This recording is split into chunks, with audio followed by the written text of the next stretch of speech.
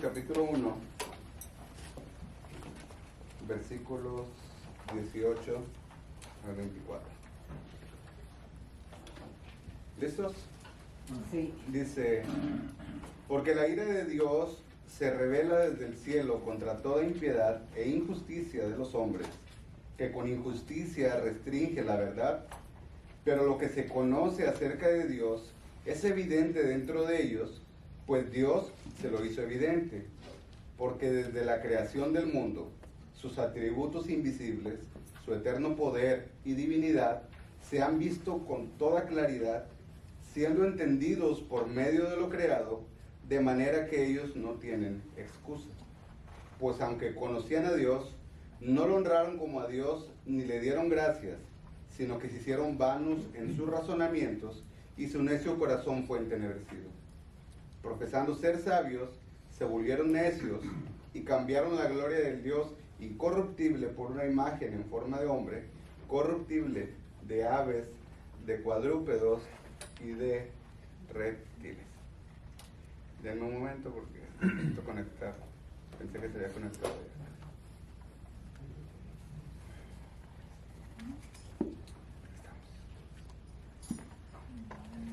Ok, muchachos.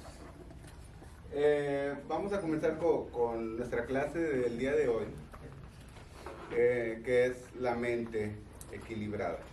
La clase anterior estuvimos viendo la importancia que tiene la mente, no solo para los cristianos, sino para todos y cada una de las personas, ¿no? La mente nace en los pensamientos, la mente toma decisiones. Entonces, vimos la importancia de la mente. Ahora, en este tema, muchachos, nos vamos a centrar en contestar esta pregunta que dice: ¿acaso son la revelación divina y la razón humana como el aceite y el agua? Antes de arrancar, quiero saber si ya estamos familiarizados con estos conceptos, porque los vamos a estar usando frecuentemente. Entonces quiero yo tener la seguridad de que ustedes entienden a qué nos referimos cuando decimos revelación. ¿A qué nos referimos, muchachos, cuando decimos revelación divina?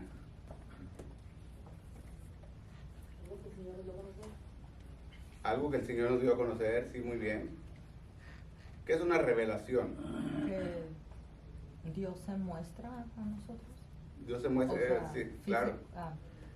Como vista. Como vista, ok. Entonces, una revelación es algo que se da a conocer, ¿cierto? Entonces, cuando nosotros hablamos de revelación divina, es aquella información que Dios nos da acerca de la existencia de Él mismo. Y ahorita vamos a ver algunas distinciones, pero cuando nosotros vemos el término revelación divina, es todo aquello que Dios ha decidido revelarnos en cuanto a Dios manifestando su persona, su carácter, sus atributos. Eso es revelación divina. Ahora, la pregunta acá es: ¿la revelación divina y la razón humana? Ahora, ¿qué es la razón humana? Es esta facultad que nosotros tenemos para racionalizar cualquier cosa, ¿no? Al final de cuentas somos seres racionales, o sea, dentro de la imagen de Dios que Él puso en el hombre, está esta distinción de la razón. Somos seres racionales, aunque muchas veces no lo seamos en todo, sobre todo cuando estamos enojados y que hablamos, decimos hablé sin pensar, ¿no? Pero vaya, realmente nunca sucede algo así como que actuamos, todo lo que hacemos lo pensamos. Entonces acá, muchachos, lo que Dios ha revelado y la razón humana son como el agua y el aceite. Los cristianos han alcanzado en ocasiones dos extremos equivocados al tratar con la revelación divina y la razón humana. Les comenté hace unas semanas atrás que tuve una plática con un amigo donde él básicamente argumentaba que la forma correcta de estudiar teología es primeramente estudiando filosofía, ¿cierto? O sea, en otras palabras, se argumentaba, ¿no? O sea, ¿cómo puedes tratar de entender a Dios si no entiendes ciencias naturales?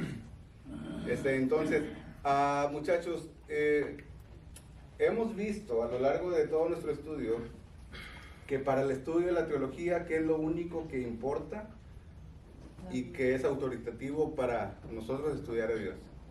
Solo la palabra de Dios, ¿no? Solo escritura. Ese principio es fundamental para nosotros. O sea, nosotros nos adherimos al principio de sola escritura, solo la palabra de Dios. Ahora, ¿cómo la razón humana, sin el conocimiento de Dios, puede racionalizar quién es Dios? En otras palabras, nosotros somos seres caídos. Nosotros somos seres que no somos inerrantes. Cuando decimos inerrantes algo inerrante es algo que no tiene error, algo que no se puede equivocar. Y cuando nosotros estamos tratando con la palabra de Dios, la Biblia sí es inerrante. Entonces el punto aquí es cómo las personas que tienen fallos pueden interpretar un libro inerrante. ¿Me explico? O sea, de hecho, creo que esa es la causa por la cual tenemos tantas diferencias doctrinales. ¿Por qué? Porque al final de cuentas somos seres caídos interpretando revelación inerrante. Ahora, los cristianos han alcanzado en ocasiones dos extremos equivocados al tratar con la revelación divina y la razón humana. El primero de ellos es el anti-intelectualismo. ¿A qué nos referimos cuando decimos intelectual? El uso del intelecto. El uso del intelecto, ¿no? Vaya Ajá. Entonces, conocimiento, ¿no? Entonces, vaya, en el anti-intelectualismo concluye básicamente que si un asunto no se trata en la Biblia, no es digno de un estudio o pensamientos serios. Este planteamiento no bíblico de aprender y pensar conduce al alejamiento cultural e intelectual. Ese es el primer extremo, ahorita lo vamos a explicar. El otro extremo es el hiperintelectualismo. En este lado de la moneda vemos que acá se acepta la revelación natural, ahorita voy a explicar esto, en un nivel más alto de valor y credibilidad que la revelación especial de Dios en las Escrituras. Cuando ambas están en conflicto, la revelación natural es la fuente preferida de la verdad. Este acercamiento no bíblico resulta en alejamiento bíblico. Ahora acá, dijimos que revelación era ¿qué? Esa información que se da a conocer, ¿no? Revelación divina es lo que Dios revela de Él mismo, ¿no? Ahora, acá tenemos otro concepto nuevo, revelación natural. ¿A qué nos referimos cuando decimos revelación natural? Todo lo creado. A todo lo creado. Acompáñenme allá al Salmo 19.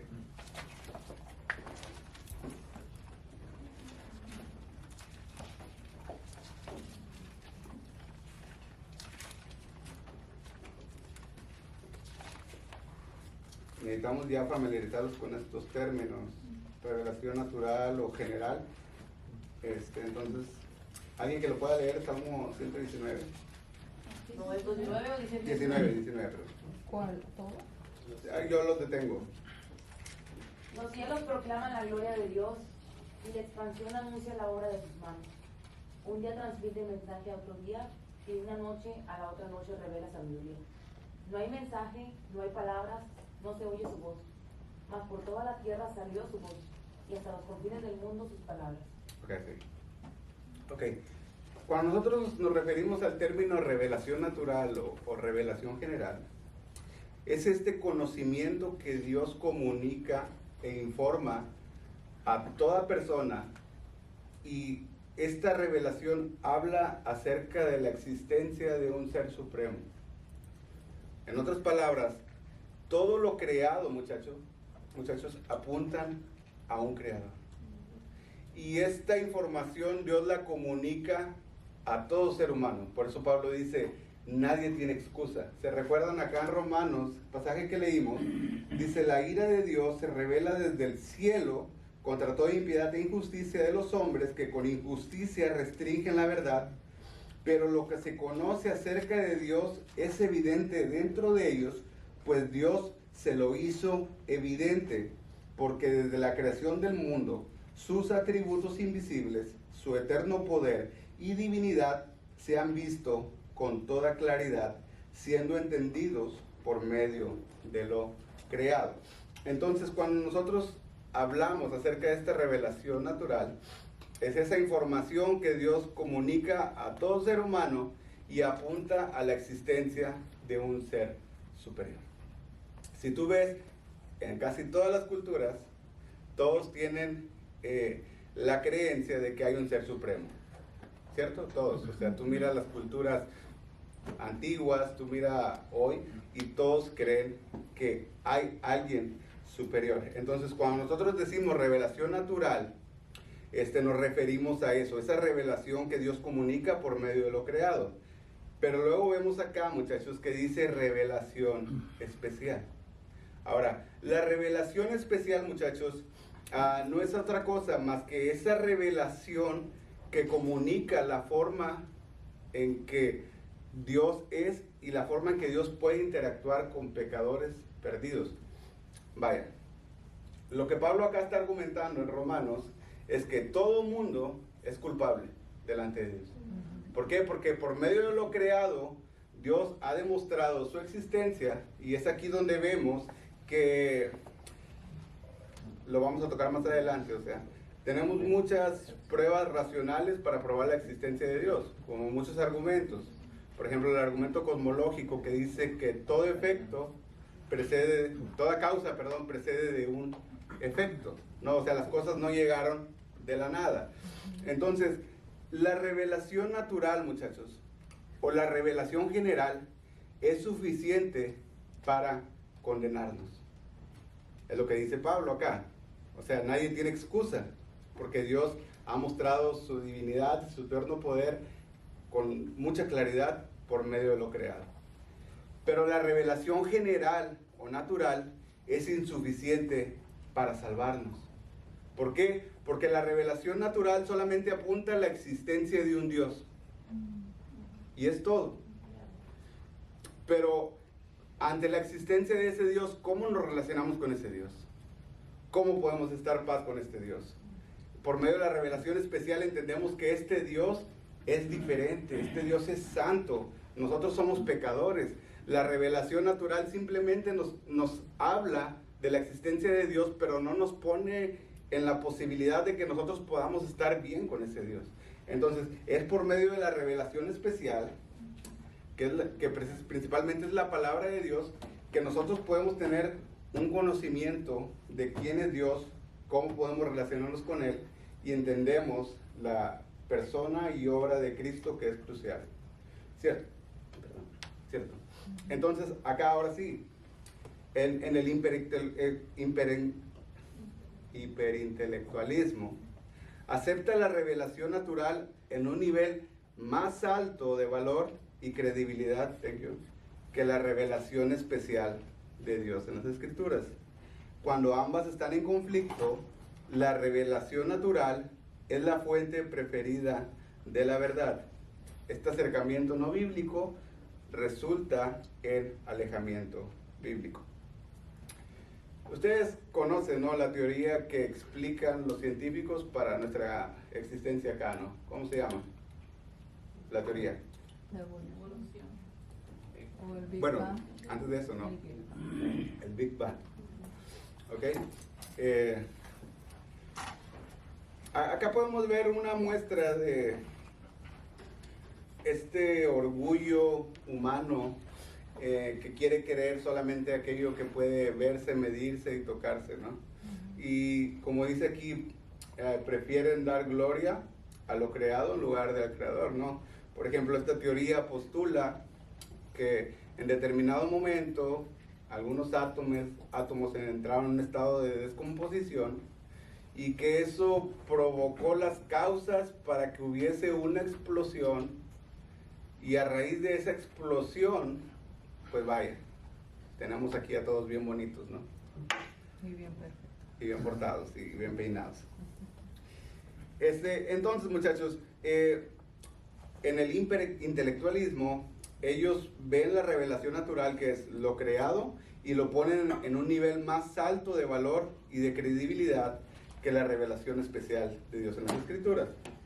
Ahora, el punto hacia donde yo lo quería redirigir, porque creo que es lo más conveniente para nuestra clase acá hoy en día, porque no estamos viendo esencialmente una clase de apologética, sino cómo el anti y el hiper afectan la vida cristiana.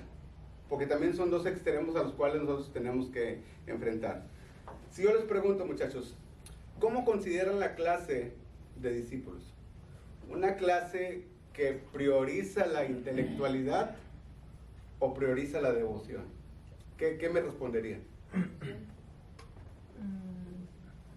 O sea, honestamente. En medio. Devoción.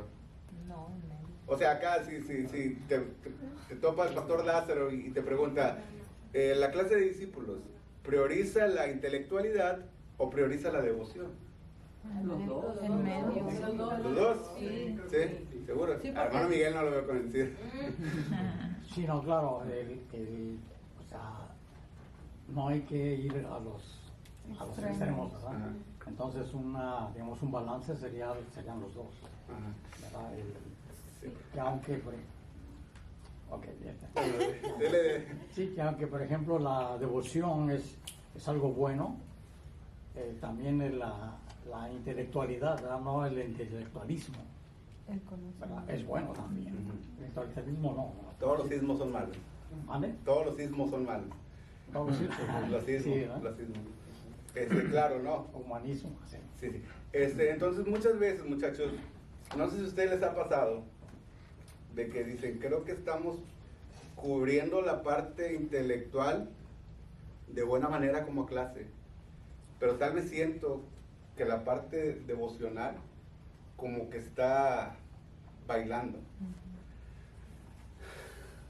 Déjenme agarro aire, pues. Muchachos, es que es a medida que nosotros nos sumerjamos en la revelación especial, en la palabra de Dios, y que nosotros vemos los atributos de Dios, vemos su santidad, vemos nuestra realidad como personas, lo que nos debería mover a la devoción. ¿Cómo quieres tener una vida devocional correcta cuando no tienes los principios y parámetros correctos de quién es Dios, cómo se hace la devoción, quién es Dios en su santidad, quién eres tú en tu estado caído? No se puede, muchachos. Quiero hacer un comentario, Sí. ¿verdad? No va a ser agradable, Sí. pero lo voy a hacer De corazón. por mi persona, ¿verdad? El hecho, por ejemplo, se me vino a la mente ahorita, ¿no? De la cuestión de la devoción, ¿verdad? Nosotros, lo que tú lo comentaste ahorita, o sea, estamos tambaleando un poco, flaqueando en cuanto a la devoción, porque eso es parte de nuestra dedicación al estudio de la palabra de Dios. Y la muestra ahorita fue de que muy pocos aprendieron, el Salmo, lo memorizaron, ¿verdad? O sea, yo me incluyo, o sea, yo la verdad lo leí nada más y no hice el esfuerzo por tratar de memorizar, de perder unos 2 o 3 versículos. Entonces, y eso demuestra nuestra falta de devoción, nuestra falta de dedicación a Dios durante la semana, porque realmente el cristianismo no es dominical, ¿verdad? Sí, Es por toda la vida. Entonces, como dije, ¿verdad? O sea, yo sé que no es muy agradable mi comentario, pero lo digo por mí mismo, o sea, y realmente me avergüenzo, ¿verdad? Porque debería yo de dedicar más tiempo a mí, o sea, independientemente a mí. Yo sé que todos tenemos cosas que hacer, trabajo, ocupaciones, ¿verdad? De diferentes maneras, de diferente grado, pero debemos de. Claro, ¿no? Y precisamente la mente equilibrada lo que pretende hacer es esto. O sea, equilibrar y ponernos en el punto intermedio donde nosotros necesitamos, claro, o sea, esta parte intelectual, porque tristemente ha crecido en la comunidad hispana este hecho de antiintelectualismo. O sea, con respecto a de que yo no necesito estudiar teología. yo necesito relación con Dios. Yo no necesito sumergirme en libros profundos. Yo necesito intimidad con Dios. Yo necesito... Y es que no, muchachos, porque precisamente si nosotros queremos acercarnos a Dios de la manera correcta, necesitamos saber cómo, y es por medio de la Biblia. Entonces, siempre tenemos que poner este punto intermedio, muchachos, porque al final de cuentas, o sea, queremos ser discípulos, no buscamos, aunque en cierto sentido, y ahorita lo vamos a tocar, pero queremos ser discípulos y queremos cumplir con lo que Dios nos ha dado. En verdad, yo les pido una disculpa si tal vez esta clase ha como que visto que este rumbo que estamos tomando es simplemente intelectual, cuando no, muchachos. Acá pudiera estar con nosotros Jonathan Edwards, pudiera estar Martín Lutero, John Owen, quien quieras, muchachos.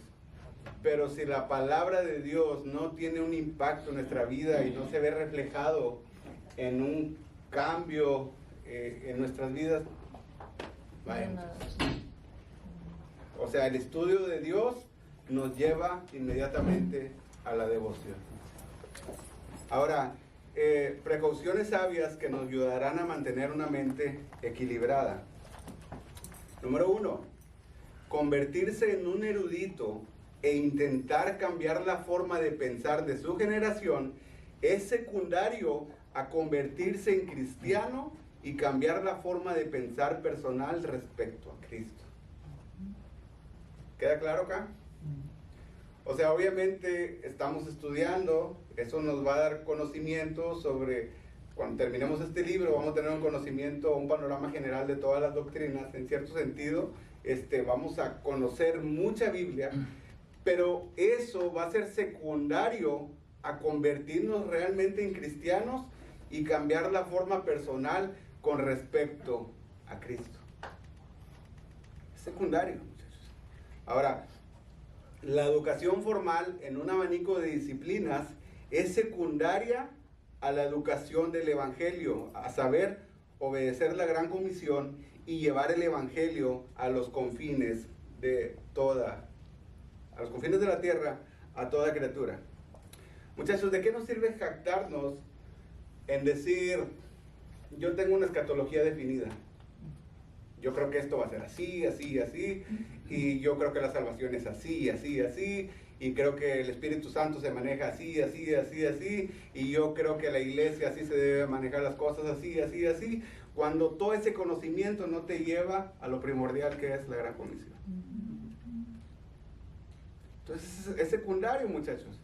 Ahora, la revelación general, que dijimos que era la revelación general, lo que Dios ha revelado acerca de su existencia por medio de la creación, apunta a un poder superior. Fue lo que vimos ahorita.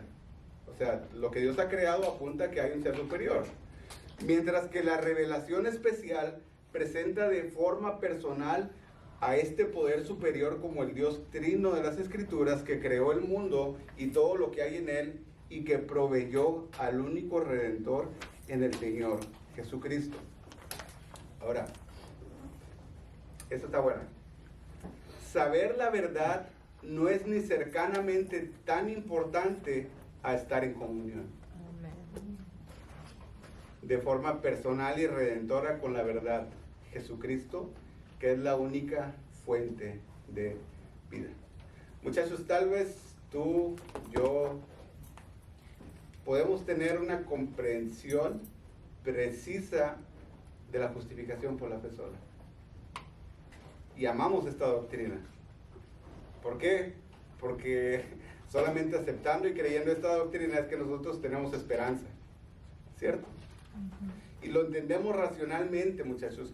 Pero saber la verdad no es ni cercanamente tan importante a estar en comunión. ¿Por qué hoy en día muchos cuestionan, por ejemplo, a la Iglesia Bautista? Por lo menos en el contexto del cual yo salí, y siempre argumentan esto: es que si ustedes son salvos, siempre salvos, viven como quieren. O sea, eso es un tema que ya hemos tocado muchas veces. Realmente eso no es cierto, eso no es así. Eso no es así. Pero muchachos, a pesar de que nosotros sabemos que somos salvos, no es ni cercanamente tan importante a estar en comunión con Dios de forma personal y redentora con Cristo. Ahora, a la iglesia del Nuevo Testamento no se le mandó que intelectualizara su mundo, ni tampoco fue esta su práctica. Más bien, lo evangelizaron mediante la proclamación de la gracia salvífica de Jesucristo a todos, sin distinción. Es impresionante cuando Pablo llegaba a aquellas ciudades griegas. Ustedes saben, los griegos son unas fieras para la filosofía y entendimiento. Y Pablo decía, yo solamente pretendo enseñar y hablar a Cristo y a este crucificado. Muchachos, nunca caigamos en el error de querer llenar la mente de un nuevo creyente con la teología sistemática cuando su necesidad principal es el Evangelio. El Evangelio. Miren, ahí en el trabajo Dios me ha puesto la oportunidad de comunicar el Evangelio con mis compañeros de trabajo. Y ustedes saben, a veces nosotros somos unas fieras, ¿no? Estamos listos para aventar teología, pues es que la justificación por la fe sola viene aquí, y la santificación progresiva, y estamos así. Pero realmente, muchachos, ellos necesitan escuchar el mensaje que les puede dar vida, que es Cristo. Entonces, tú sabes, a veces volvemos tan difícil una tarea tan simple como compartir el Evangelio. La iglesia del Nuevo Testamento no intelectualizó a su generación, sino que en su generación predicaron el Evangelio por donde quiera. Ese fue el llamado. Moralizar, politizar o intelectualizar a la sociedad sin ver antes la conversión espiritual es garantizar tan solo un cambio breve y generalmente irregular, que es superficial, no profundo, temporal, no duradero y totalmente condenatorio, no salvífico. Esto se recuerdan estas palabras de Jesús, esta parábola del sembrador, ¿no? Es por eso que nosotros tenemos que sí discipular a los nuevos creyentes, o sea, ese fue el mandato que Jesús nos dio, ¿no? Discipularlos, enseñarles, pero siempre y cuando, muchachos, nosotros hayamos expuesto el Evangelio fielmente. Porque yo me recuerdo que estuve, antes de acá, estuve trabajando en grupos celulares en la iglesia en la cual yo venía, ¿no? Y pues nosotros teníamos otra percepción, otra concepción de cómo era la salvación y cómo se efectuaba. Y yo me recuerdo que semana tras semana hacía 2 llamados. El llamado primero era la salvación, ¿no? Y usando, pues ustedes saben, las famosas formas que utilizaban.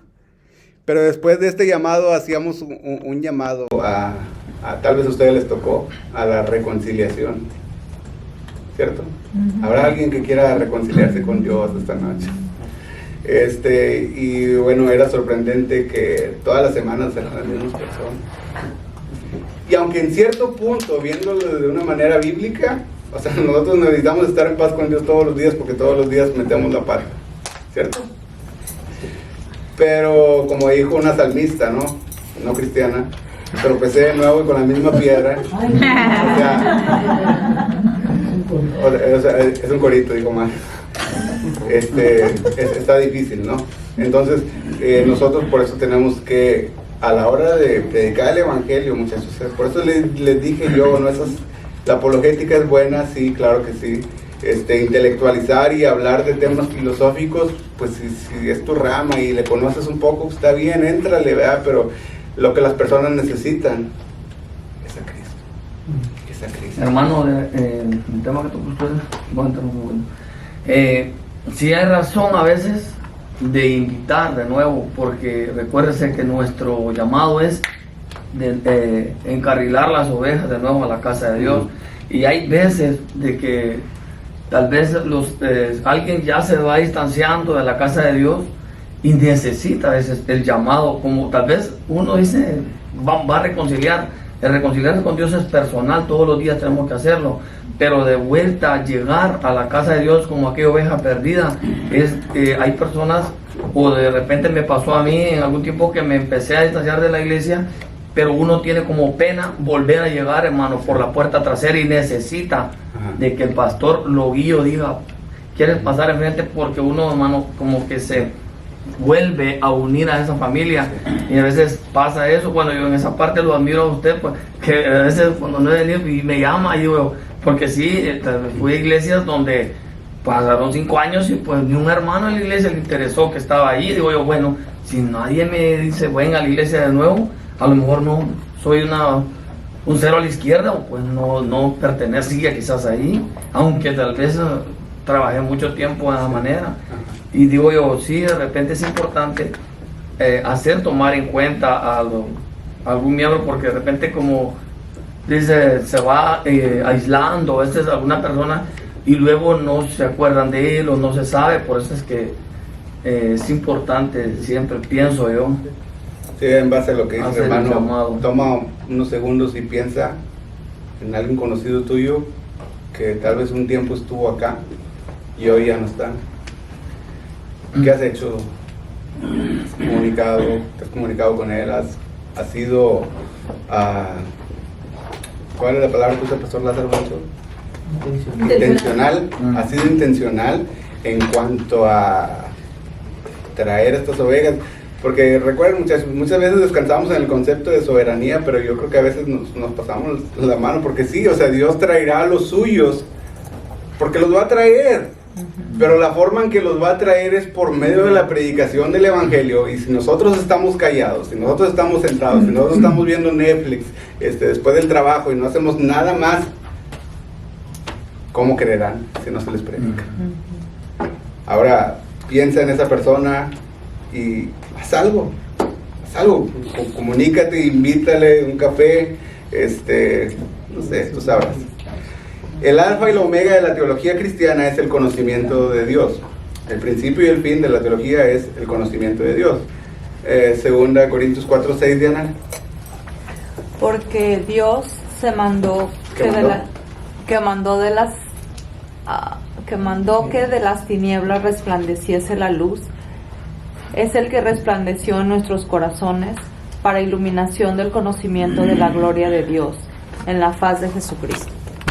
Por encima de todo, en el centro de la cosmovisión cristiana está el Señor Jesucristo, en quien están escondidos todos los tesoros de la sabiduría y del conocimiento. Ahí entre semana me mensajeaba con Jesús, y caíamos a esto, ¿no? O sea, wow, la sabiduría de Dios con respecto a su plan redentor, y fue impresionante, ¿no? Me gustó mucho lo que me mandaste. Aún la gracia común, ¿cómo pusiste? Es abrumadora. Es abrumadora. Wow. Luego les pongo contexto de eso, pero nada puede entenderse por completo si no se conoce primero a Dios. Juan Calvino, en la institución de la religión cristiana, dijo así: porque como todo el conocimiento comienza con Dios, y de hecho es conocimiento de Él, quien no lo honra como a su fuente y fin, no sabe nada como debe saberlo. San Agustín en las Confesiones dijo: el conocimiento de Dios y el conocimiento propio están relacionados. De hecho, el conocimiento de uno mismo es un camino hacia el conocimiento de Dios. Sproul lo dijo de esta manera: o sea, tú no te puedes conocer a ti mismo si primero no conoces a Dios. Imagínate que no tuviéramos la revelación especial, que no tuviéramos la Biblia.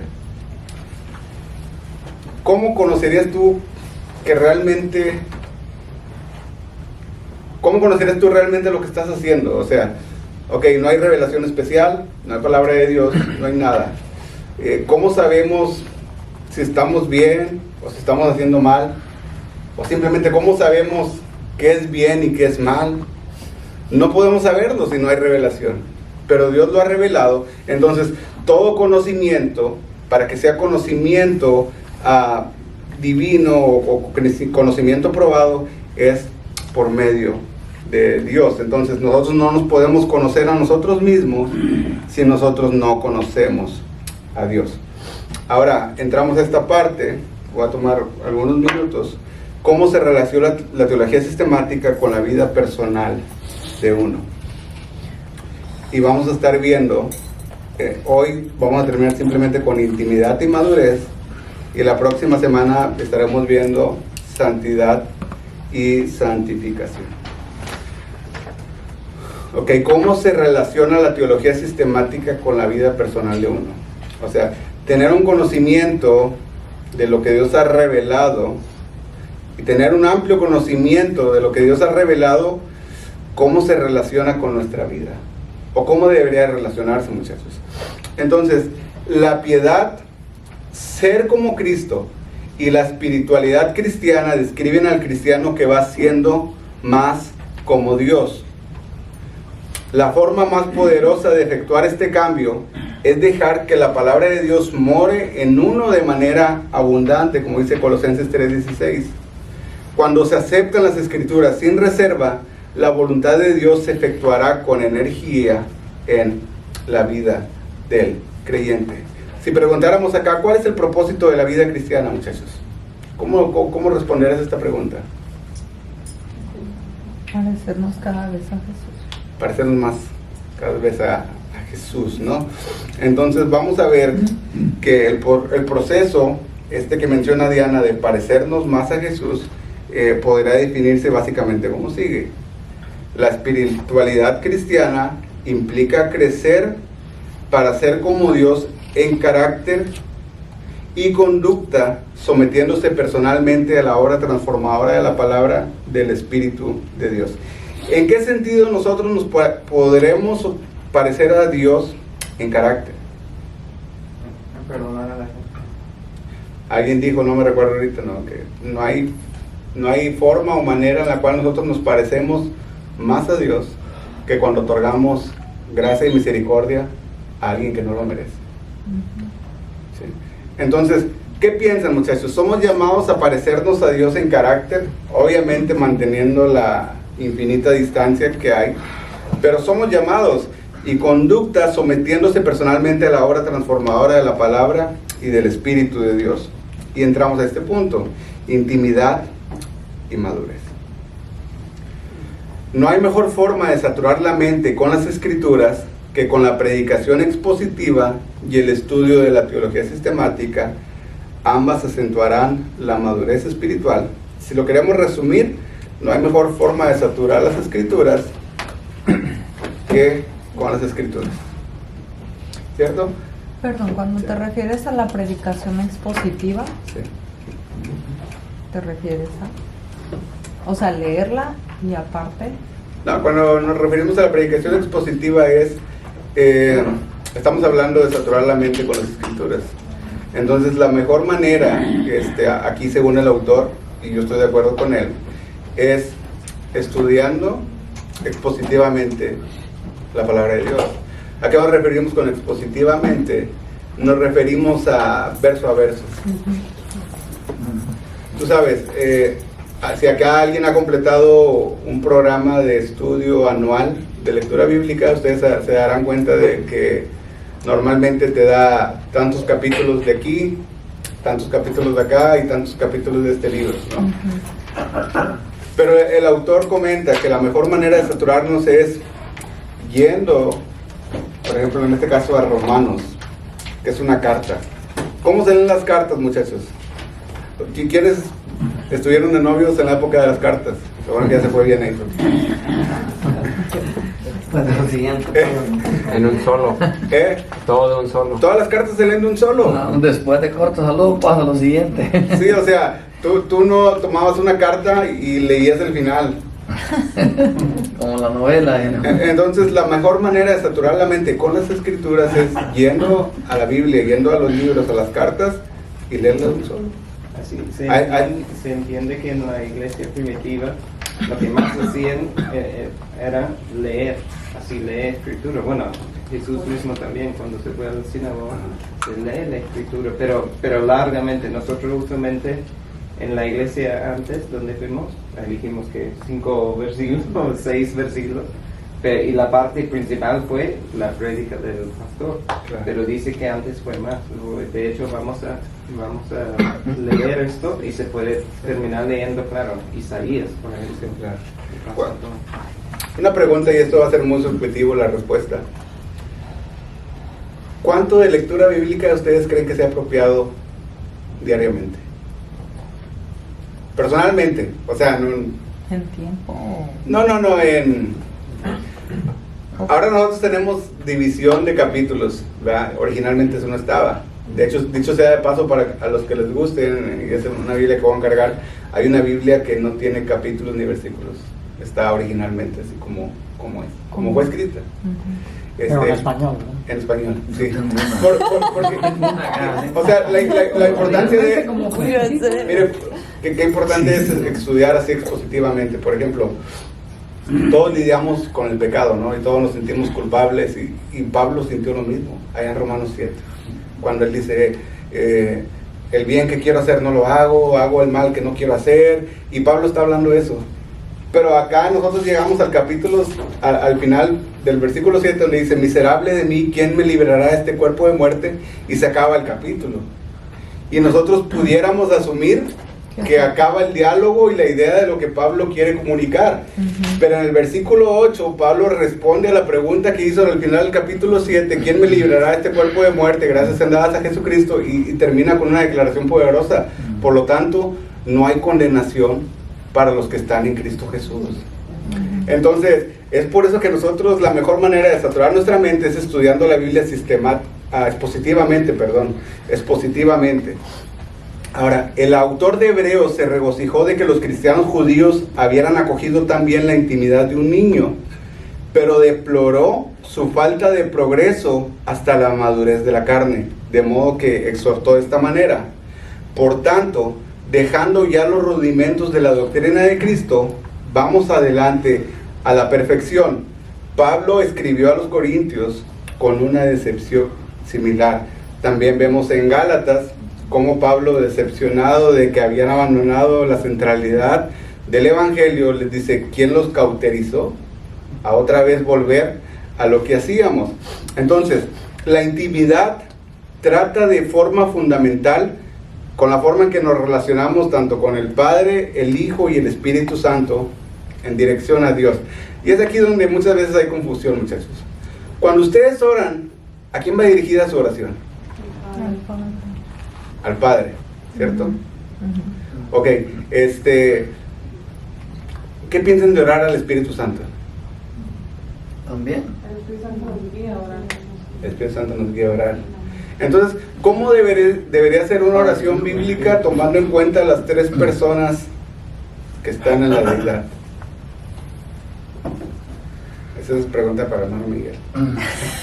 Bueno, el Señor nos dejó, tú sabes, pautas y parámetros bien específicos relacionados a la oración, ¿verdad? Entonces tenemos que dirigirnos al Padre, ¿verdad? Pero en el nombre del Señor, ¿verdad? Y ahí, por ejemplo, en la oración al Padre Nuestro, ahí están todas las, digamos, características de la adoración, agradecimiento, todo lo demás. Pero, por ejemplo, digamos, nosotros tenemos que depender del Espíritu Santo para eso, o sea, para sacarnos a Dios en oración por medio de Cristo. Entonces, ese sería uno de los, digamos, vamos a decir, métodos para acercarnos a Dios en oración. Claro, totalmente, ¿no? Entonces vemos que por otro lado, la madurez es el resultado de la intimidad que refleja la presencia permanente y creciente de Dios en los cristianos con respecto a la piedad. Una persona inmadura, ¿qué es lo que comunica? En base a estos dos puntos. Una persona inmadura, ¿qué es lo que comunica? Está fácil. Que no está muy cerca de Dios. Falta de intimidad. ¿Cierto? Una persona inmadura demuestra falta de intimidad con Dios. ¿Por qué? Porque la madurez es el resultado de la intimidad que refleja la presencia permanente y creciente de Dios. Ahora, intimidad sin madurez resulta en una conducta espiritualmente infantil en lugar de respuestas espiritualmente adultas. Otro salmista, van a decir que conozco muchos salmistas, ¿eh? Otro salmista escribió una canción que dice, cuando nadie me ve. Dice, cuando nadie me ve, puedo ser o no ser. Así dice. Que yo fui músico del mundo, así como decíamos antes, ¿verdad? Yo fui músico del mundo, entonces por eso sé, ¿verdad? Pero vaya, muchachos, cuando nadie nos ve, muchachos, ¿cómo nos comportamos? Tú sabes, cuando nadie bueno, Dios nos ve. Claro, claro. Creemos que Sí, nadie me ve. es el punto al que quiero llegar. Cuando nadie nos ve, muchachos, y que los sentimientos que nos quieren llevar a pecar actúan sobre nosotros y nosotros les damos libertad, ¿por qué? Porque estamos más en la carne que en el espíritu. ¿Cómo actuamos? Actuamos de una manera tan infantil, muchachos. Y discúlpenme la palabra, ¿no? Pero tan tonta de nuestra parte. Sí. ¿Por qué? Porque queremos hacer lo malo Sabiendo y buscamos escondernos de las personas que nos pudieran ver y juzgarnos, olvidándonos que el Señor nos está viendo. O sea, te das cuenta de que actuamos tan inmaduramente, tan infantilmente. Entonces, la intimidad sin madurez resulta en una conducta espiritualmente infantil. Sí, hermana. Hermano, cuando yo leo intimidad sin madurez, me recuerda, por ejemplo, cuando yo me convertí al Señor. Yo era católica, entonces a mí me costó mucho trabajo empezar una relación con el Señor. Y siempre yo pienso que para llegar a una madurez tienes que tener como una clase de crecimiento para un nuevo creyente, una buena guía, porque no puedes nomás agarrar de aquí y de allá y crecer chueco como un arbolito. Entonces, y es acá donde el discipulado juega un papel importante. Juega un papel importante, o sea, porque muchas veces nosotros nos gozamos mucho de ver a un amigo, un familiar venir a Cristo y lo dejamos, corre solo, aprende solo, y eso no fue lo que Cristo nos mandó en la gran comisión, ¿no? Sino que teníamos que discipularlo. Entonces, muchachos, recuerden, la falta de madurez refleja nuestra falta de intimidad, pero también intimidad sin madurez resulta en una conducta espiritualmente infantil.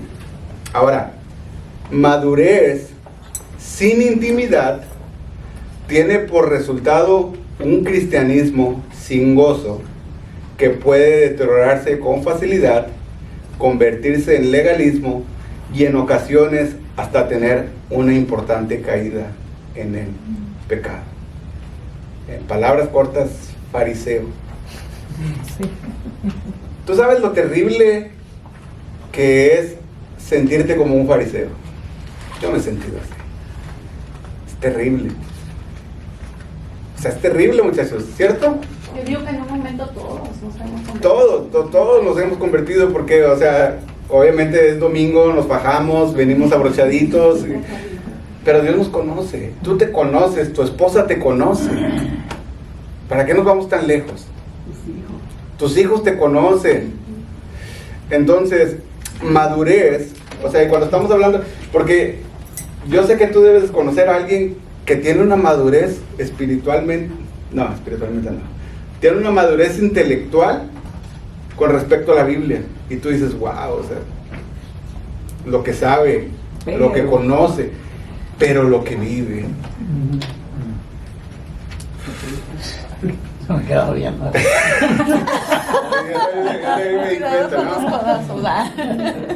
no, es que precisamente hoy en la mañana estábamos hablando de una persona así, y nosotros, wow, qué pena, o sea, pero también eso es como... Diga nombres.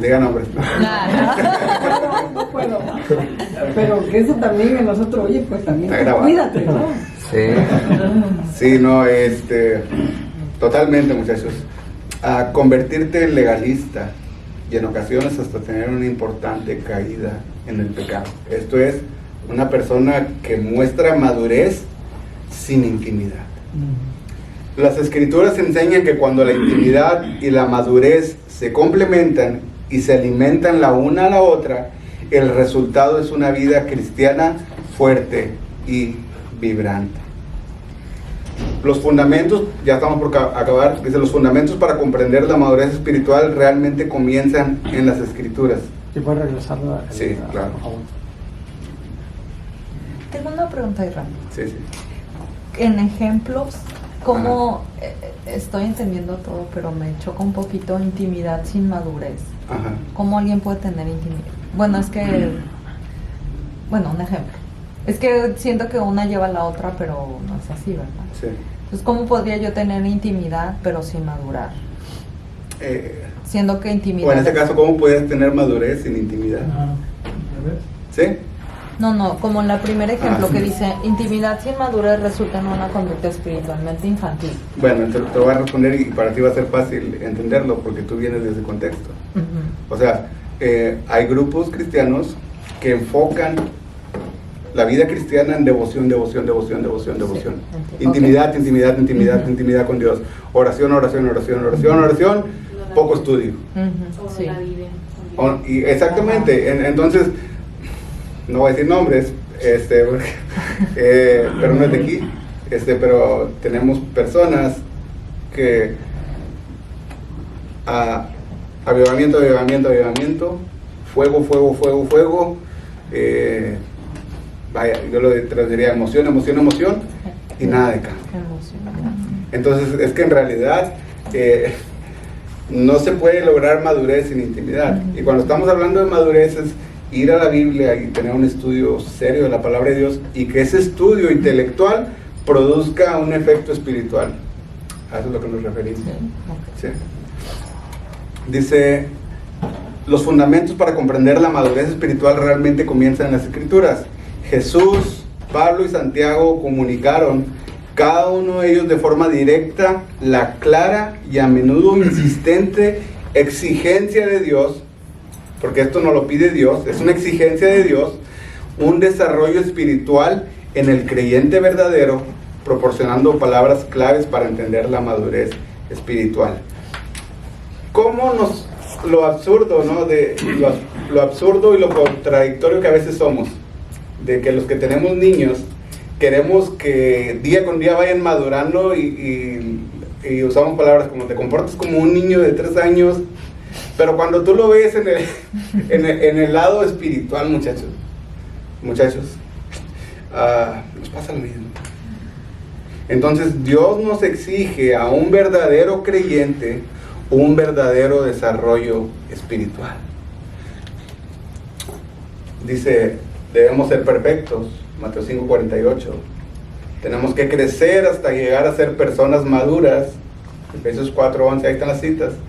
Tenemos que ser presentados como maduros en Cristo, completos y preparados para toda buena obra, sin que nos falte cosa alguna. Vamos a terminar con esto. 2 citas de mis teólogos favoritos, dice Jonathan Edwards. La madurez espiritual implica no solo conocimiento doctrinal, sino también un corazón transformado que ama a Dios y al prójimo. Amén. Recuerden, muchachos, si tú por madurez espiritual consideras este estudio que estamos teniendo, no es conocimiento doctrinal, sino un corazón transformado que ama a Dios y al prójimo. ¿Cuál es la mejor manera que nosotros mostramos amor al prójimo? Pregunta.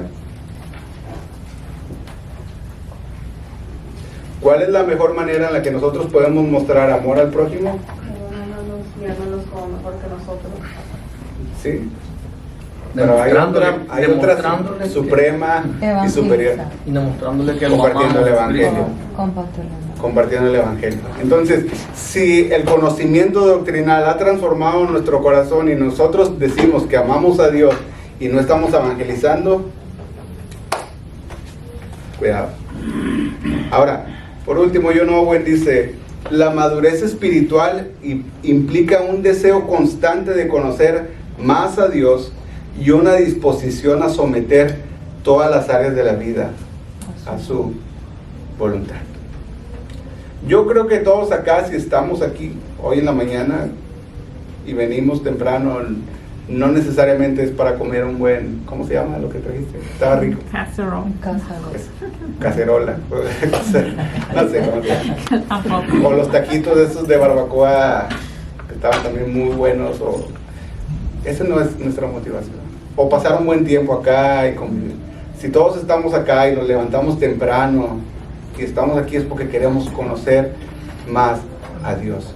Pero si ese deseo de solamente conocer a Dios sin estar en disposición de someter todas las áreas de nuestra vida al señorío de Cristo,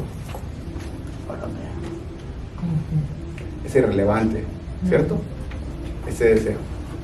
Y todo queda ahí, en un deseo solamente. Entonces, muchachos, yo creo que el llamado que la Biblia nos hace es a crecer cada día, madurando. Tenemos aquí a George, acá un muchacho que yo les puedo dar fe que ama las escrituras, que ese tremendo me llama y me hace preguntas que me ponen a pensar, ¿verdad? ¿Cuántos años tienes, George? 18 años. ¿Verdad? Amas a Dios, amas la palabra de Dios. Ok. ¿Estás dispuesto a someter todas las áreas de tu vida a la voluntad de Dios? Y esa es la respuesta de todos nosotros. Estamos tratando. Y es solamente en dependencia del Espíritu Santo que podamos hacerlo. Entonces, recuerden, muchachos, el grado de madurez lo determina nuestro tiempo con Dios.